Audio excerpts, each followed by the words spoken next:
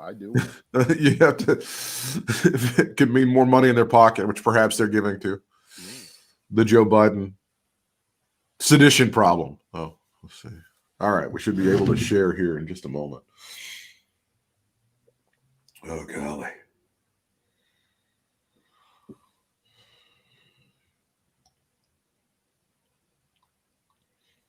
Okay, so here's in the last couple of episodes that we've been watching on West Wing have to do with it. We're at the wedding.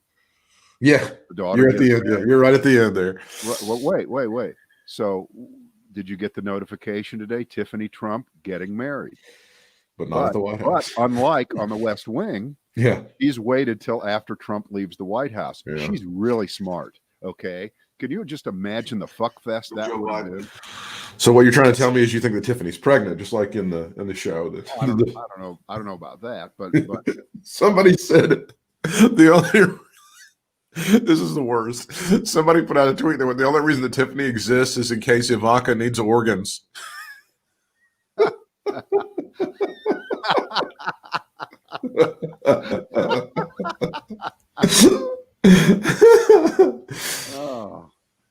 Oh, that's funny. You like these people who have little tiny babies so that wow. Oh, good times.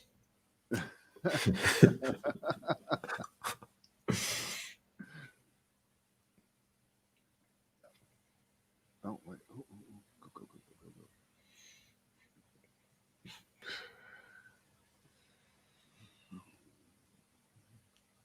Of course, the asshole that marries her is going to feel like he needs to get a job at the White House too, because they feel like that's their birthright, but they don't understand. It's not going to happen anymore.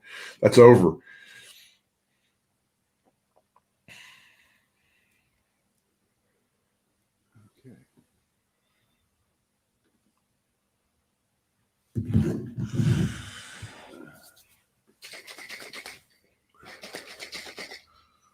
It's fine.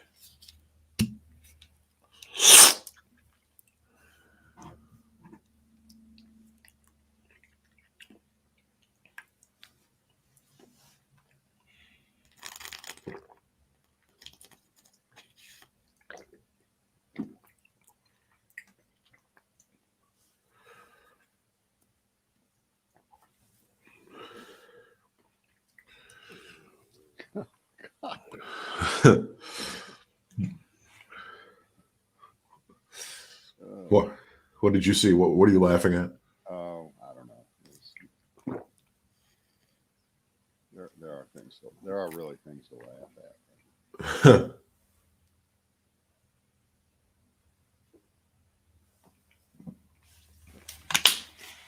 I think we're rolling here. Yep. Here we go. All right, it's the Brad and Britt cast, our second one this week. Thank you for joining us live here in the 1:30 Eastern Hour Tuesday, the last day that Trump is officially president. And there are great ways to troll. There are great ways to get a zinger in there. I think this is a great one. Turner Classic Movies tomorrow shows all Joe movies. Ode to Billy Joe, The Fabulous Joe, The Story of G.I. Joe, A Guy Named Joe, Pal Joey, Mighty Joe Young, and of course, I, being the movie expert that I am, I'm mad at Turner Classic Movies. They should be showing the ultimate Joe movie, Joe, with Peter Boyle and Susan Sarandon. That should be the one. Well, it's a Joe movie. It's a Joe movie. Wasn't there a volcano? Joe and the Volcano? Wasn't that a Tom Hanks movie? Mighty Joe Young, which was about a gorilla. Yeah. So there's a ton of them out there for sure. Yeah. But I think that it's just so it's so subtly funny. Good for them. I've taken to calling everybody champ, because I understand that that's one of the proclivities of our upcoming president, is calling people champ. As opposed to, hey, Captain. You like that one? There was a wrestler who died a couple of years or a couple of months ago, and his thing would be he would greet you with, "Hey, what's your deal? Hey, Brad, what's your deal?" And he just like that's how he would say, "How's it going?" I always thought that was pretty funny. Yeah. Well, Mitch McConnell has proved himself to be the seditionist and the traitor to America that he is, Brad. Mitch McConnell now publicly saying that the president provoked the seditionist terrorist attack on the Capitol on January the 6th. And he said that a group of powerful people fed lies to human beings. What powerful people would those be, sir? I think he's got to would want those powerful people be? Who aided and abetted? Let me tell you what I wrote about this. Here it is. Yes. Dear Moscow Mitch, you enabled, you excused, you collaborated, you tolerated the worst president ever to amass and consolidate power. Were the judges, the deregulation, and the tax cuts for the rich worth it? I guess so. An armed insurrection, attempted overthrow of the government, and having yours and others in Congress and the vice president's lives all threatened by what you, your caucus, and Trump created. That's what finally did it. You suck. Your place in the scumbags and shit asses section of the history books is secure. No matter what you're saying now, you did start the fire. Billy Joel, get to it. Rewrite the song.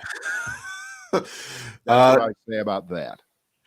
The GOP leader made the direct link between the president's public rhetoric and the January 6th riot, which led 5 dead. McConnell has rebuffed pressure from Democrats to hold the impeachment trial before Trump leaves office. But he has told colleagues he is undecided on whether Trump should be convicted in the Senate for inciting that riot. Yeah, and unless you get a minimum of 17 Republicans to vote with 50 Democrats to convict, and then to be able to vote Trump never eligible to hold any high office again, this means nothing. Prove it. Words mean nothing. Nobody hears this. Nobody pays attention right now. It's the last second of the last hour of the last day of his presidency, and now you've decided he's not a good boy. He's not a good boy. No. It doesn't work that way. Well, isn't this basically Mitch McConnell finally washing his hands of this guy as he goes out of office as the most unpopular president of all time? It becomes very convenient for him to say, "No, this isn't the Republican Party. We got rid of that. We washed that man right out of our hair." See, I don't really care about their internal civil war, the civil war in the Republican Party. Fuck all of you.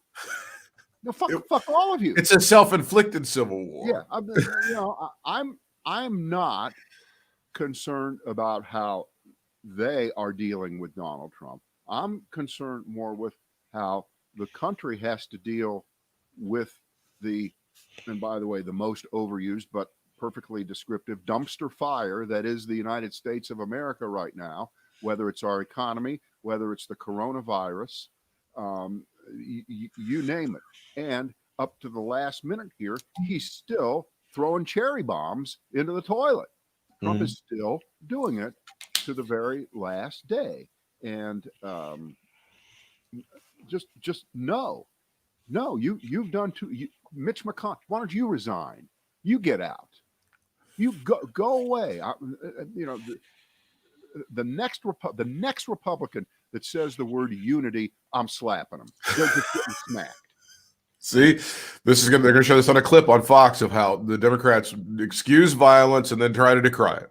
Nobody excused it. It was never excused. And oh, by the way, if you want to play the why did they do it card and match up one against the other, which I'm loath to, but I guess you're forced to, because you have to prove to these fucking morons who keep saying, you didn't say anything about when Black Lives Matter burned down all these cities and stuff. Fuck that. That's bullshit. It is. First of all, everybody did say something about it. Everybody did say, if you break into a building, if you burn a federal building in Portland, you should be arrested and you should pay the price. Nobody said anything different than that. But it's been all of 5 months. So what can Republicans do when it comes to trying to play whataboutism with Donald Trump stoking a revolution against his own government?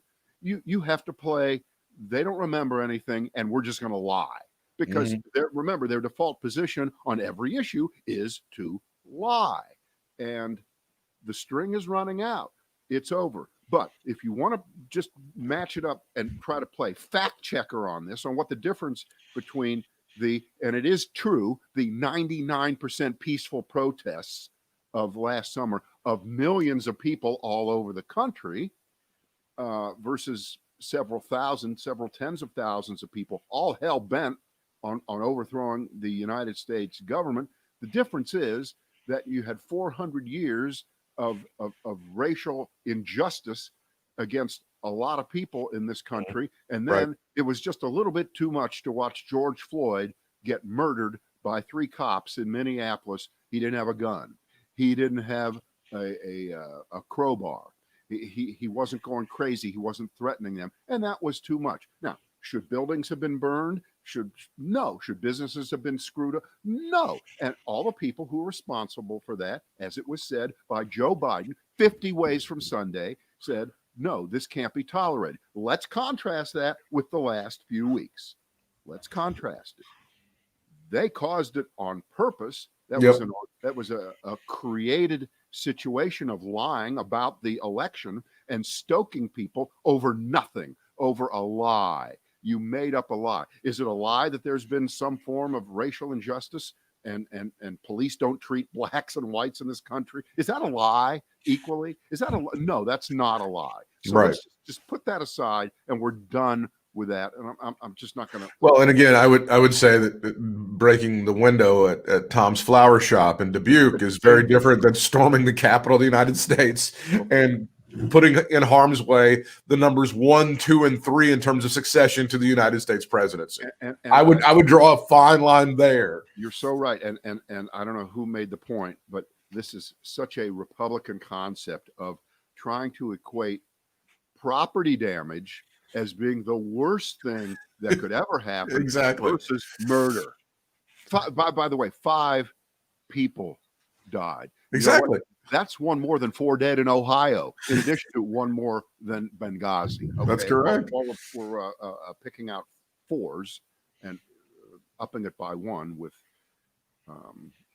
what happened in Washington.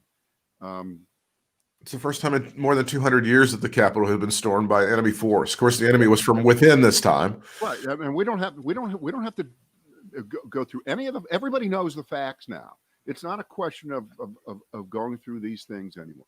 It's a question of how are they going to try to lie to get out of this? Well, that's the problem I have with McConnell at this point is as he tries to distance himself, as you point out, from this guy that he enabled and empowered and encouraged for 4 years and did his bidding all the way. But now he's going to be like, geez, I don't know. I don't think the guy was ever really a Republican.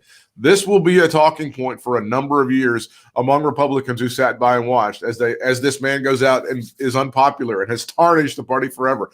I don't want them to be able to move away from Donald Trump. I don't, because they're not the Republican Party anymore. They allowed the virus to infect themselves, didn't get any treatment, and decided to hug the virus. I don't think you have to worry about that. And I hope so. I don't think you have to worry about it. Here's why.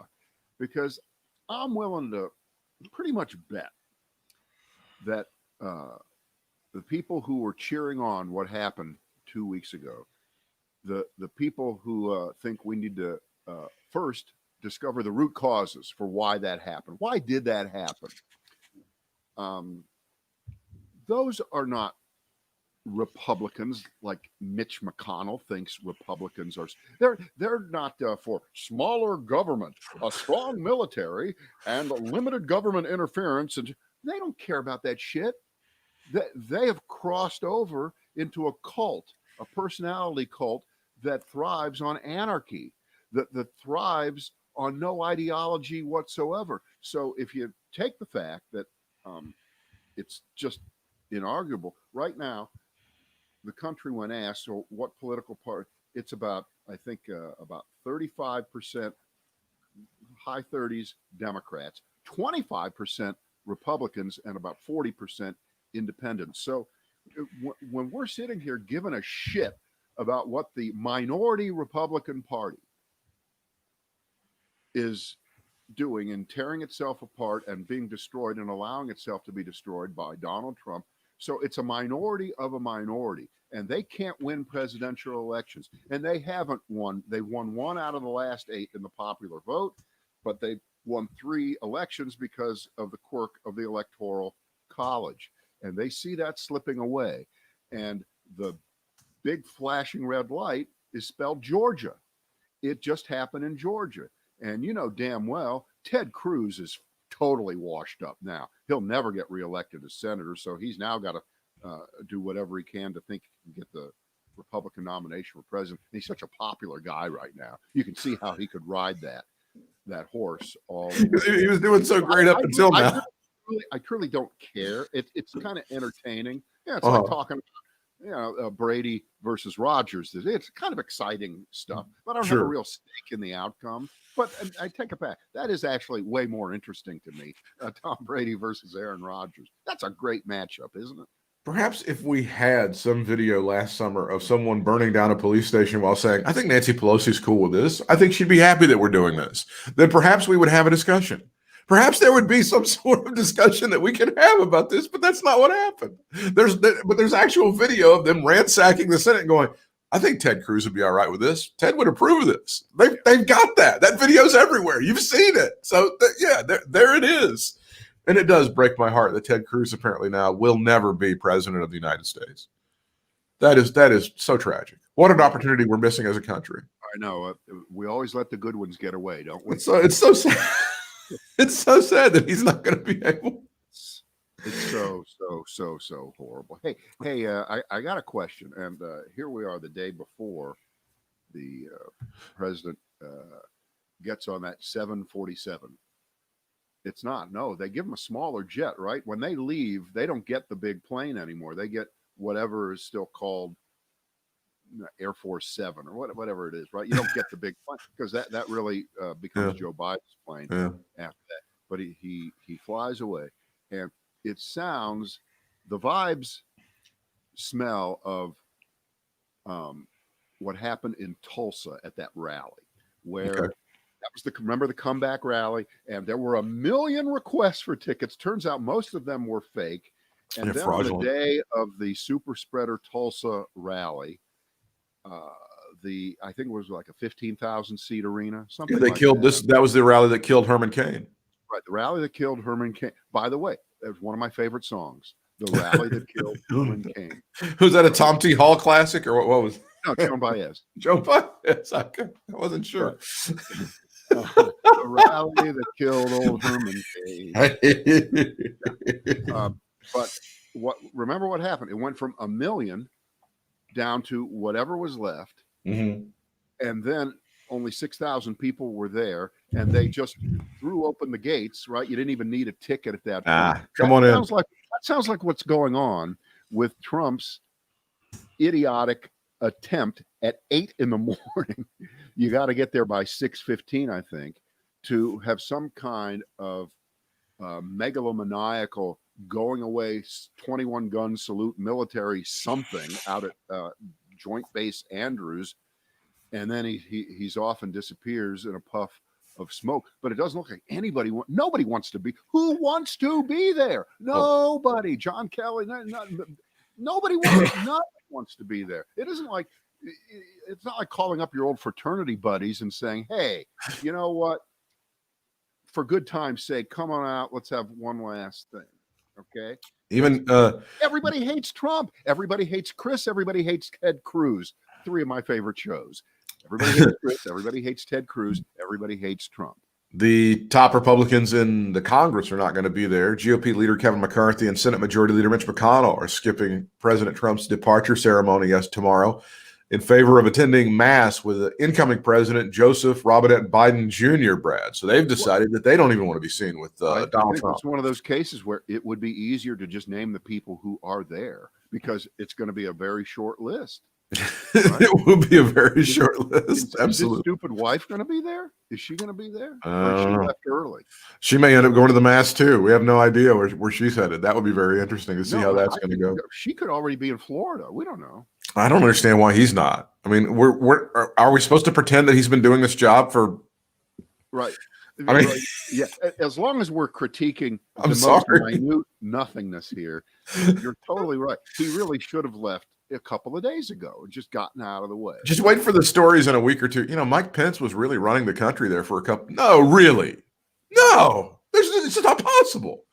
Clearly, I mean, he's completely checked out. Mike Pence has been for whatever runs for running the country. The kids kind of raised themselves at this point. You know, as sad as it is, and it's not been very successful in terms of any kind of federal guidance for getting the vaccine into people's arms and shit like that. Yeah. But nobody's in charge of the store right now. It's just not happening. So the idea that he shouldn't have gone to Mar-a-Lago Saturday, Friday, last week, just stayed down there at New Year's. It's unfortunate those people got screwed out of seeing him at New Year's Eve at Mar-a-Lago because he could have totally been there and just stayed there all the way through January because he hasn't done shit. Right. He's done nothing. Well, wait a minute. I lied. He did do one thing. He did foment an insurrection and a terrorist attack against the Capitol. I'm sorry. Points there. All right, here you go. Chief Justice John Roberts wants nothing to do with the impeachment trial, which means if he decides he doesn't want to sit there and be, he's just like the. Well, he can't decide that. But you know who does it if he does it? It's Kamala Harris. Presiding over Trump's impeachment trial. That would be delightful. I'm sorry, but we all do a lot of things we don't like to do in our lives, John, and you need to sit there and take this shit. That's part of what your job is and what needs to happen. Unfortunately, this dickhead made it so you have to do this twice, but that's your job. I don't care what he wants to do or doesn't want to do. That's his duty, and he needs to go there and bang the gavel and do all the shit he has to do. Sorry. Yeah. Trump's White House staff and alumni are reportedly using the same excuse to skip his big send-off, says Yahoo News. It looks like what was a desperate attempt to build the crowd for the crowd-obsessed president. Email has been making the rounds to current and former White House officials, inviting them, and as many as 5+1s, Brad. You can have 5+1s. You can get your mistress in there, your mistress's mom, if she wants to come. That tells you there's nobody showing up. The question isn't if you have bringing 5 more people. The obvious question is you got nobody, and you're trying to do multiplication off of a small base. And first of all, even the people that do show up, who the fuck knows who's going to be there? They don't want to be there. So the thought that they would drag any extra people there is silly. We're just done with this. We're done with you. We're out. The go-to excuse for skipping out has been the 6 a.m. call time at Andrews, but truly many just don't want to be photographed sending off their former boss. Yeah. Trump's current staffers have a good reason to avoid their outgoing boss. Former White House officials and campaign staffers who would typically land plum jobs in corporate America after serving their time are now out in the cold, says Politico. One former White House official who got out early put it this way: no one wants to touch them. They're just toxic. Another former Trump aide pointed out the fallout from the January 6th insurrection was more blunt, telling Politico, they're fucked. See, but this goes back, and I think we're allowed to do this. We're allowed to talk about what we said years ago, the building blocks, the foundation of it all, and that if you do business with Donald Trump at any level, at some point it ends in tears. It's just a question of not if, but when. And the bell is tolling for a lot of people right now, and it's starting to ring louder. And I would put into the category of the latest fake outrage cancel culture victims the MyPillow guy, because now the Kohl's and Bed Bath & Beyond have said we're not going to sell that shit anymore because you, Mike Lindell, essentially sided with Trump in overthrowing the United States government and not acknowledging that Joe Biden is the duly elected president. You know how this story runs. It's the same thing. It's first, it's there's cancel culture again. He's not free to speak and do whatever he wants and say what he wants in America because of the liberal mafia won't let. No, he can say whatever he wants. But I can assure you that Kohl's and Bed Bath & Beyond are not liberal plots that are owned by some subsidiary of Hugo Chavez and Mao Zedong Incorporated. They're not communist entities waiting to crush the boot of Donald Trump at the end here by hurting his friends and not carrying your stupid pillows. By the way, they're trying to get Walmart to drop them too, which would be fine. But I think that would be fantastic. I think that would be wonderful. Fantastic. But the idea that if you're a CEO of a very visible company like that you can just be a complete nut job and that it doesn't affect your business, you're nuts. Yeah. You're completely nuts. You Well, that's cannot part of be, it, but you that's cannot be a conspiracy theory believing no, but that's idiot. they decry that and wring their hands and call that cancel culture, Brad. Too If bad. someone has to face consequences for their words, that's cancel culture. Right. That's what they scream and cry. Britt, what was it called when people, and by the way, that person is still suffering from that original bout of cancel culture canceling. Colin Kaepernick. Mm-hmm. Does that not count?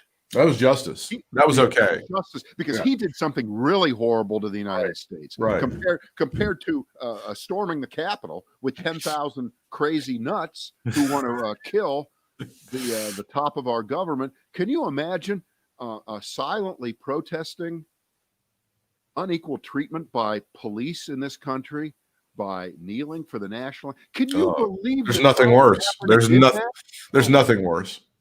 That's the worst thing that anyone's ever done in terms of protest. He should never be let out of jail for that. That's cancel culture. I'm with you. I'm with you there. These it's unbelievable.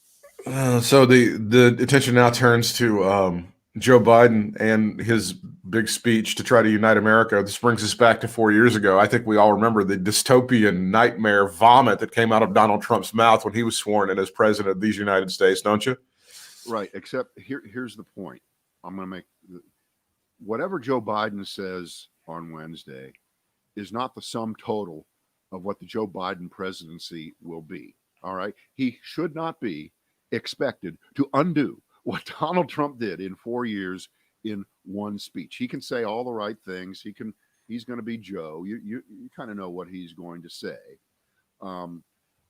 But it's not going to be what he says in a speech, which will be fine, which will probably go down with other great inauguration speeches, and will not be what. And there's a great piece, I put it up in Atlantic by Tim Napoli, the historian. Yeah, it's a long piece, but it really goes through why Donald Trump is by far, no competitors, the worst president ever. And he runs through not just Nixon, not just Warren Harding, who he actually says, and I do agree with him, he got kind of a bad rap because Warren Harding never made any money off of the scandal that happened on his watch. Other people went to jail. I mean, he died, and then other people got tried. But isn't this more of your Ohio pride coming through? Isn't it? No, it's not Ohio. No. Anyway, but guys like Buchanan and Pierce and all the white supremacist, slave excusing assholes leading up to the Civil War, all were just terrible. Andrew Johnson, who undid the results of the Civil War in effect with the war. But Trump is his own category. He's his own category. There's nobody close. He's in his own league, a league of his own. Donald Trump, worst of the worst. Because again, none of those other presidents ever fomented a revolution against the United States government itself. Not excusing a lot of horrible things that other presidents have done. Not excusing the racism of Woodrow Wilson. Not for a second. But Trump, he's got the prize. He's got the prize. Who's second place now in worst presidents of all time? I don't even know who would be second place now. He still puts Nixon up there, but Nixon, again, it's a different discussion. I love this line. Yeah, H.L. Mencken, 100 years ago, greatest writer in the country. Everybody read him. Funny, brilliant, incisive, and he sat there and listened to what apparently was at that time the worst inauguration speech ever given by Harding, and see if you can apply what he said about Harding's speech to what you heard 4 years ago from Trump. He listened to the speech and then wrote this: "No other such complete and dreadful nitwit is to be found in the pages of American history." And that might have been true at the time, but now Trump, number one nitwit of all time. He's a nitwit, that's for sure. Cream of the crop, pick of the pack. It's never going to get worse than this. But this is we're setting ourselves up for another like bout of Republican whataboutism, because no matter what Joe Biden says on his inauguration day, it's going to be, I don't know. I don't think that did the right thing to unite the country. I don't think. Meanwhile, Donald Trump talked about like the worst, most divisive, awful speech in the history of ever when he was sworn in as president. I think I would come at it from a different direction, especially with Mitch McConnell, as horrible as he is and everything. He did lay the predicate today by totally pinning what happened 2 weeks ago on Trump and other bad people, of which, of course, he's not one of them. I can't name Ted Cruz's and Josh Hawley's name, but they're other bad people. I have to sit there with them, and I have to use the bathroom with them. Right. But he did lay a predicate to at least give Joe Biden the rhetorical space for his inauguration speech to be what we're going to know it's going to be. That doesn't mean that Mitch McConnell isn't going to be an obstructionist piece of shit asshole on a lot of things, but the timing of McConnell saying that today is, how should I say it, interesting. It is interesting. Well, don't you feel also, like I said, though, it's part of him trying to somehow distance himself from Donald Trump, knowing that the poll numbers are out and this guy's the worst ever, and I want to try to make sure the Republican Party sails on after all this is over. But as you know, as you realize, as you're absolutely sure of, one comment doesn't unstick you. God, I hope not. It doesn't undo and remember, everybody doesn't pay attention to the news the way we do. Everybody doesn't pay attention to whatever Mitch McConnell says on any given day about anything.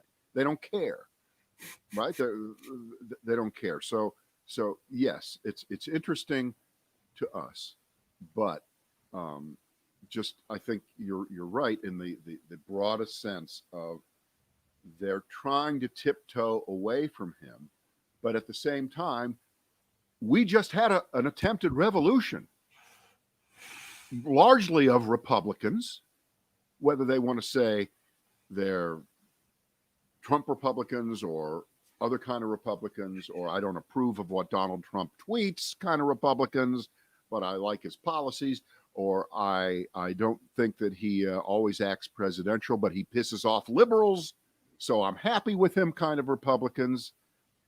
That's a lot of disparate groups.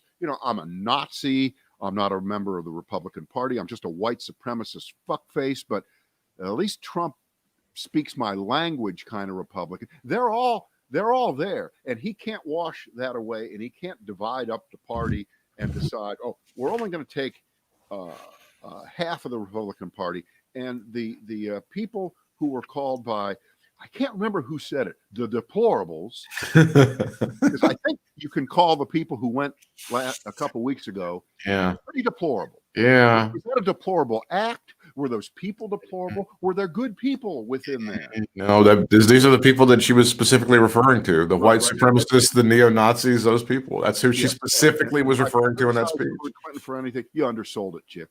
You undersold it, Toots. That's exactly right. It does seem like vindication for sure. As we sit here, we don't have access to it right now, but we're expecting just an avalanche of pardons. To once again, I'll use the term vomit as a verb, but he's going to vomit out a whole bunch of pardons, which have been bought and paid for a lot over the past several days. Are you expecting a massive amount and an avalanche, a whole bunch of pardons, a tsunami of pardons, Brad? It'll be ridiculous. It'll be inappropriate. It'll be unprecedented. It'll be no one has ever done this before, because he's already abused the pardon power unlike any other president before. What about Mark Rich with Bill Clinton? Yeah, that was one guy. One guy, right? It's not the same thing, except if you watch Fox News, I'm sure it's the same thing. It's the same thing. What about? Right. But here's the quirk here. Donald Trump does not have to announce who is being pardoned.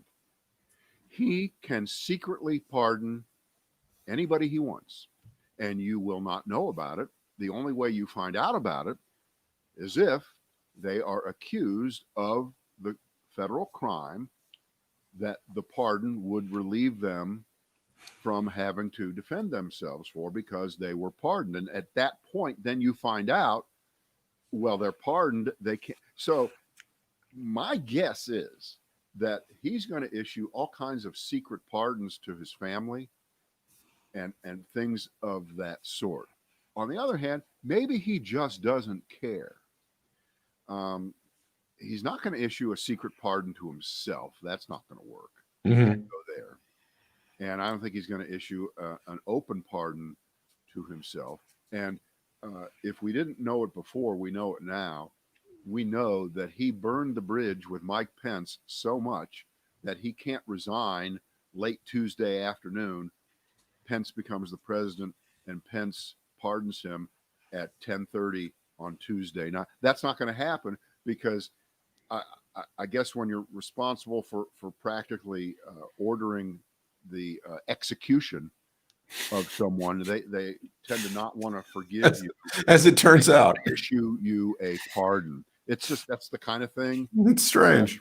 Now, of course, Gerald Ford did order the execution of Nixon. Well, and then Nixon ordered the execution of Ford, and they patched it up, and everything worked out okay. So, in classic Gerald Ford fashion, the gunman tripped and fell, and the gun went off, and he was not able to kill Nixon. Right. It was one of those things that happened. Karl Rove.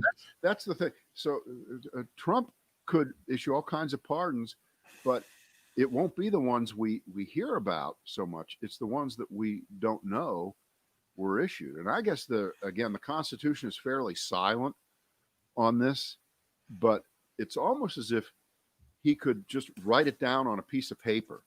So and so is pardoned and carry it around with him.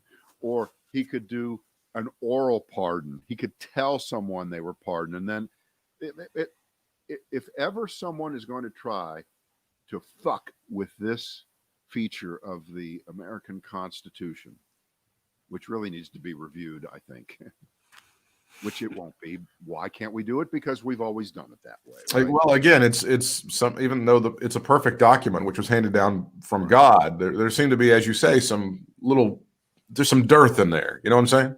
Right. Now, I read this was an editorial in the Charlotte Observer the other day, and I did not realize this, that the state of North Carolina never officially repealed literacy tests to vote.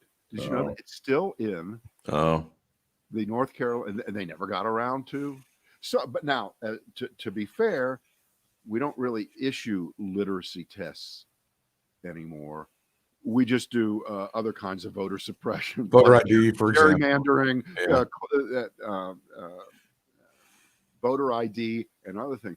But it is hard, and you would think that that'd be the kind of thing that there could be some unity on. You would think legislature. You would think, but I'm sure even today there would be from among idiots there would be a call for, well, yeah, you should be able to read.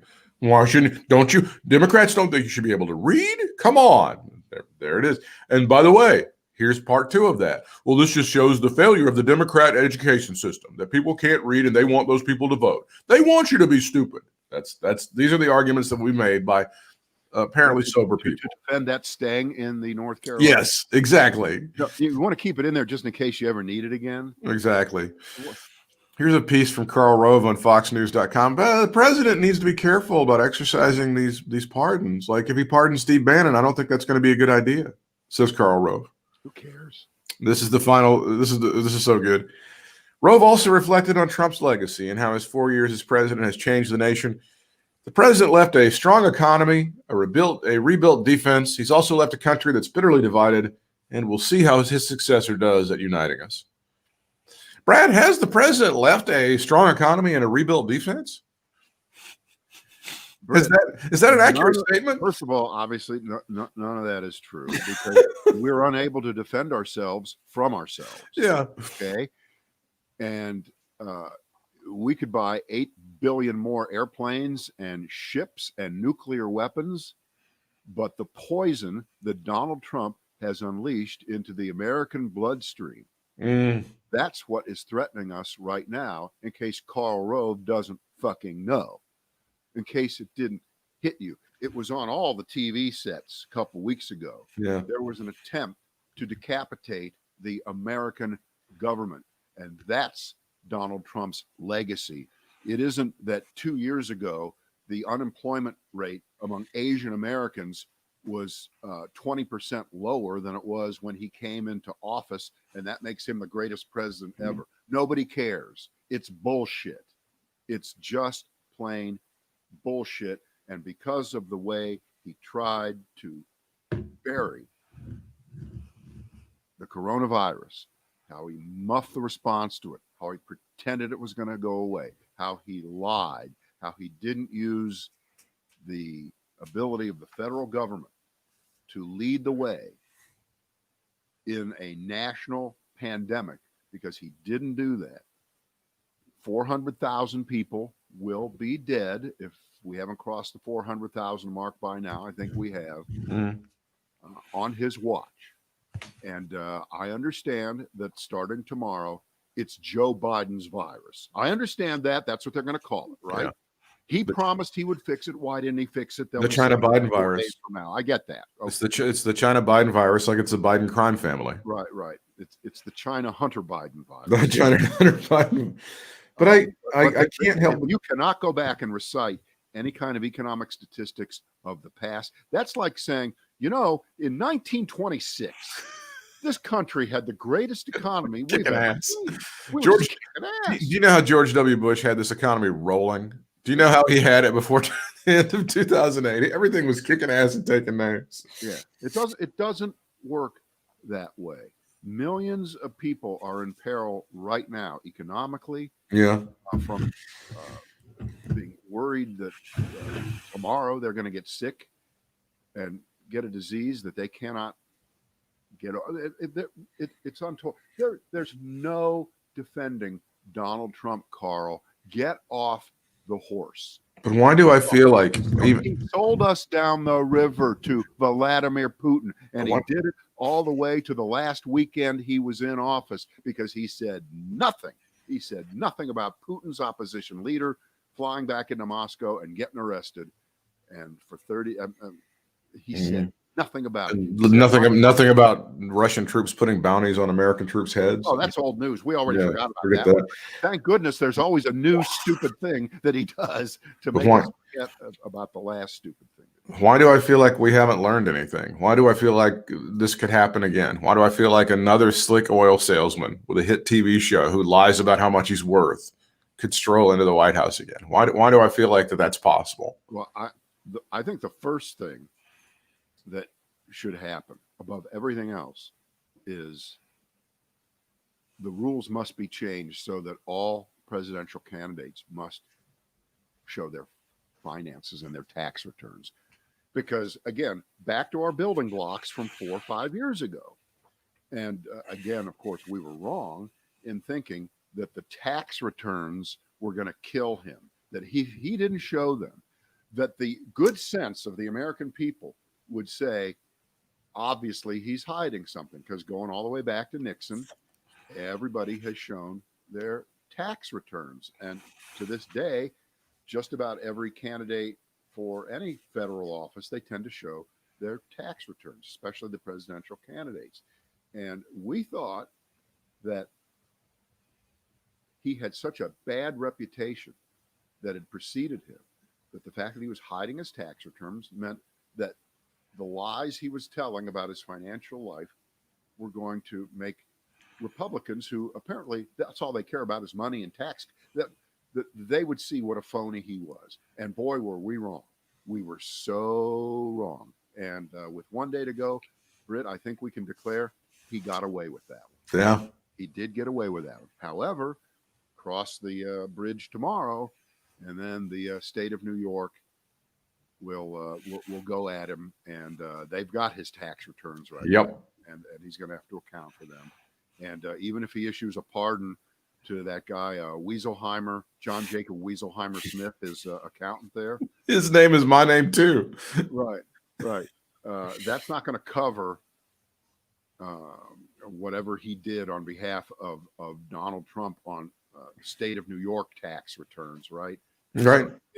You can't bail everybody out. So I think he's in a heap of trouble. I hope so. So that's what makes me think that even though he should be convicted in the Senate, so they can then vote to not allow him to hold office again, that he is going to be tied up legally so much that he will not be able to run for office. And if he thinks that heading down to Florida, that Florida is a separate part of the United States, that because it's MAGA country, well, it's not quite MAGA country in Palm Beach County the way he thinks it is. And it's certainly not MAGA country in Palm Beach itself. It's just, exactly. I think he's going to have a horrible stay there. And good for him. He should have a horrible stay there. Yes, he should. He's not a welcome guest. I mean, you want him living in your neighborhood? Hell no. You know what? Trump is the equivalent of having a murder house on your street. Okay? Some guy butchered his family down there in 1974, and no one's bought that house ever since. Classic. It's a murder house, okay? Except this guy tried to murder the country. Yeah, he did. So, one more day, and then all we start to talk about on Thursday is football. That we go right back to football all the time. What do you say? Brady and Rogers, 2 more